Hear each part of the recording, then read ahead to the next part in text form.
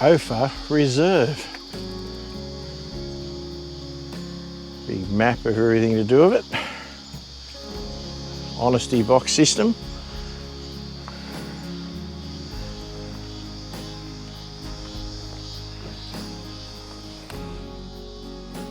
Well, g'day everybody. Steve from Mud Ducks Touring Australia with another spotlight on campgrounds today with Ophir Reserve Campground in Ophir, which is 20 odd kilometres from Orange. Now we're starting off at the picnic area and information signs, so I'll give you a look at that. So there's just typical national parks info boards and all the info on the stuff you can do here, including this Bluff Hill, Bluff Tunnel, there's a time capsule, there's all sorts of things around this area. But we're here to tell you about the campground generally. Anyway, so we'll start over here where my Ranger is parked. You can camp. It's near a picnic table, so that's kind of nice. And then there's just past that, there's a bit of a turning circle and a shelter with another picnic table in it. Then there's a water tank. There's another picnic table. This would be like a day use area here.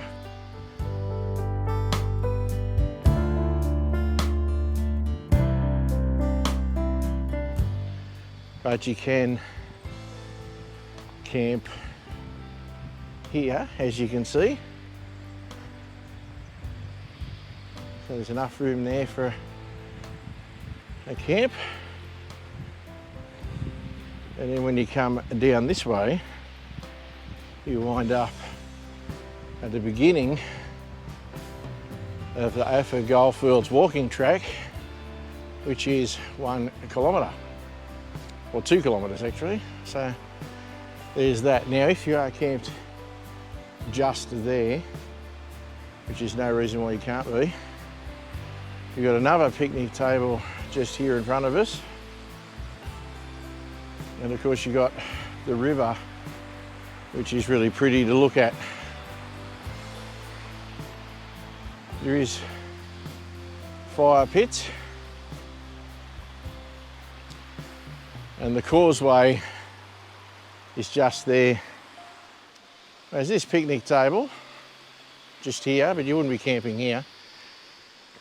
I think you'll find the bulk of the camping is off to my right, so, well, straight ahead from here. Now what is here, of course, apart from this beautiful river, is there is ammenities. They are flushing ammenities, they're very flash. So I'll come across this main road and into this bit here. Now, I doubt whether you'd camp here, but I suppose you could. There's no reason you can't, realistically. It's just enough room for one car, so that'd be like a rooftop arrangement or something like that. Now up above here, on the next set of wheel tracks, and we'll follow this around and see where this takes us. Now, getting in here is anything. The gravel road that gets you here is pretty good, so it's 2-wheel drive, 4-wheel drive, camper trailer. I reckon you get an off-road caravan in here, but with that said, it's not big in the parking areas that what I've seen. And walking along this track to get me to the rest of the campground, I'll show you what this looks like. That's the track you drive down.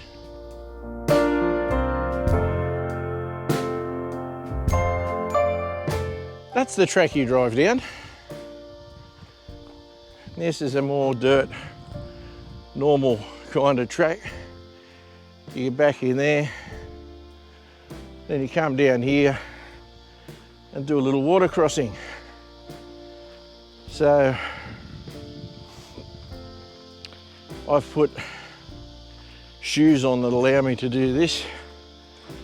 Upstream there is a historic water race that used to be controlled but now isn't.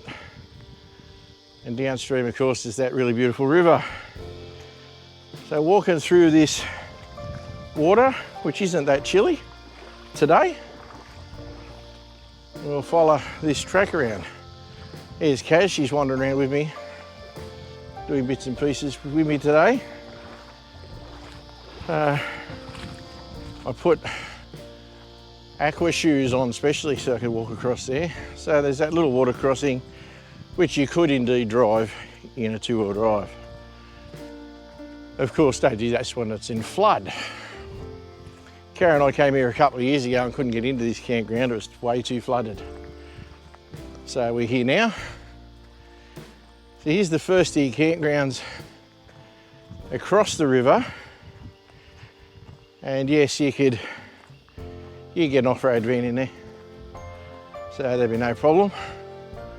It's quite large. Obviously most of the grasses sort of seems to have been just removed or died off or worn out, as it's all this same kind of dirt here.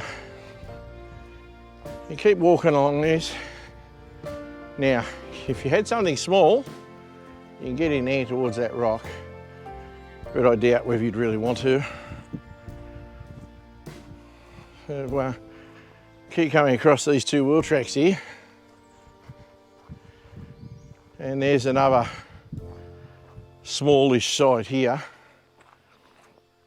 I'm actually a little bit surprised, guys. I thought this would be a bigger kind of campground, but it isn't, so we make the best of what we've got. Now back up onto the main set of wheel tracks here. These are running parallel to the river, but I can't see any other camping just yet. But the tracks are pretty good, but they're also getting a bit more four-wheel drivey, so if you're in a road car, maybe not.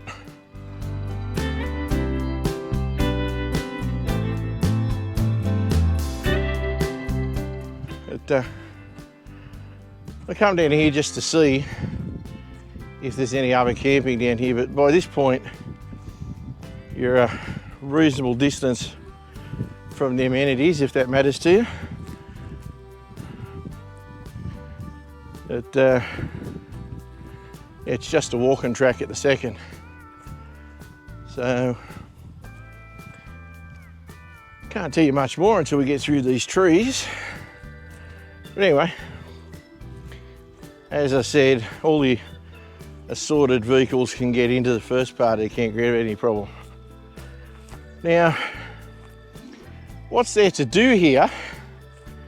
Well, this is a historical gold mining area. So you could have a go at doing some panning or something like that, and that would be okay. There's the river, so I'm sure you could swim in it. You can fish in it. No, you can fish in it. I've seen a fish sign telling you the species, so you can certainly fish in it. And more of these rocks. Finally coming to another set of wheel tracks here, so we'll see where this goes, but we may or may not have already done all the campground that there is to see. But now I'm probably 600 or 700 metres from the ammenities, maybe further. We're very bushy in here, but you could do something camping in here, I'd suggest. But I don't think any of this is the official stuff. In fact, I'm pretty sure it isn't. So these tracks are just going on and on down the river. And I'd say if you're in a four-wheel drive with a swag or a tent or rooftopper, you might want to go down that way. Maybe have a look. But I don't believe any of this is anything to do with recommended camping at this point. So I think I'll just have to walk back and possibly call it a day.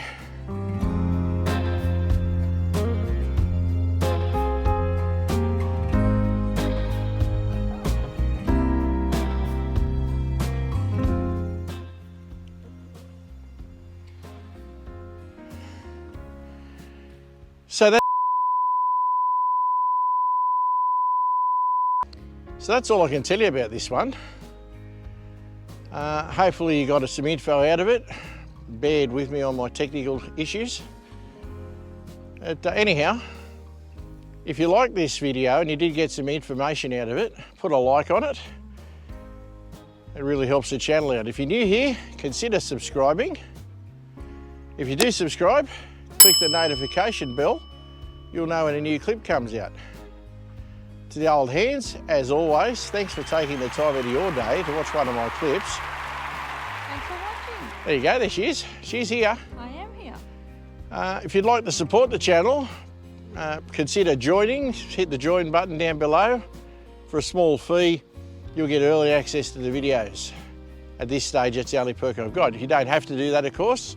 Another way of supporting us is to duck onto the website, mudduckstouringaustralia.com. You can get some merch there. Keep flicking back there as new merch will be appearing over a period of the next 12 months. You can also get a brief overview as to how Kaz and I got into this in the first place. Keep in touch with us on social media, Facebook and Instagram, and we'll look forward to hearing from you. So thanks again for watching. Cheers from me. Cheers from me. And we will see you on the next one. All the best from Steve and Kaz at Mud Ducks Touring Australia. Just get out there. Just get out there. Just get out there.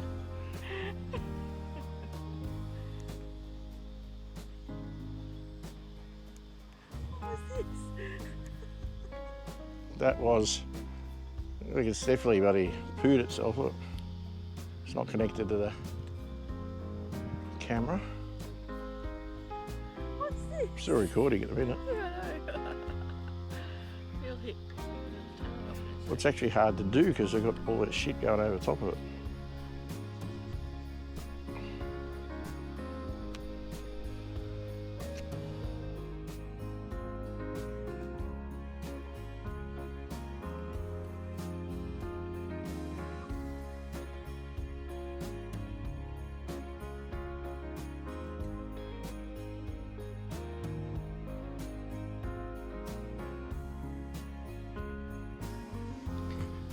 But I'll keep following. This is what this does. Might have to reset it. Anyway.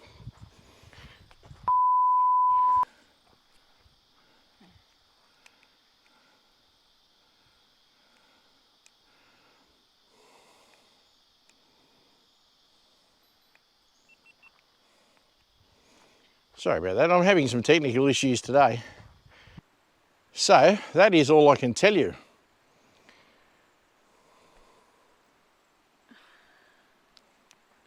It's pissing me off, Kaz, I tell you.